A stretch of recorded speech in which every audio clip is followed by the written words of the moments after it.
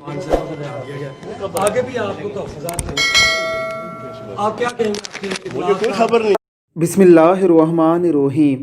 پاکستان کا اگر سب سے بدتمیز انسان ڈھونڈنا ہو تو فیضل حسن چوہان کو لے لیجئے۔ کسی بھی معاملے پر ان کی گفتگو سننے کے بعد آپ کو کیا آنے لگے گی؟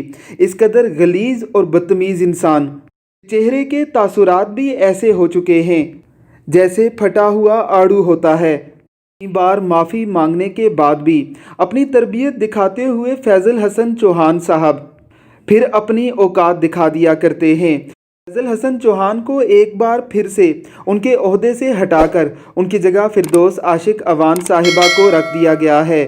فیضل حسن چوہان سے یہی بات ایک اینکر پوچھ رہا ہے، جبکہ فیضل حسن چوہان صاحب اس بات سے انکار کر رہے ہیں، لیکن ان کے منہ پر بجے ہوئے بارہ ان کی اصلیت کو ظاہر کر رہے ہیں۔ ان کا ذلالت سے بھرپور چہرہ بتا رہا ہے کہ انہیں خوب ذلیل کیا جا چکا ہے۔ اللہ کی پناہ ایسے بدتمیز لوگوں سے۔ اللہ ہمیں ایسے لوگوں کو لیڈر بنانے سے بچائے اور ہمیں ان کے شر سے محفوظ رکھے۔ یہ کہ فردوس عاشق اوان کو مشیر اطلاعات لگا دیا گیا اور آپ کو واپس لے لیا گیا آپ سے چارج۔ آپ کے پاس قانونی اس کا ہوگا سر، مجھے نہیں پتہ اس کا، کیا کہنا چاہیں گے؟ مجھے اس کا پتہ ہی کوئی نہیں، علم ہی نہیں ہے سر میڈیا میں خبریں آ گئی ہیں، میں نوٹیفیکیشن یہ بھی آ بتا گیا۔ رہا ہوں کہ مجھے نہیں پتہ اس کا۔ اوکے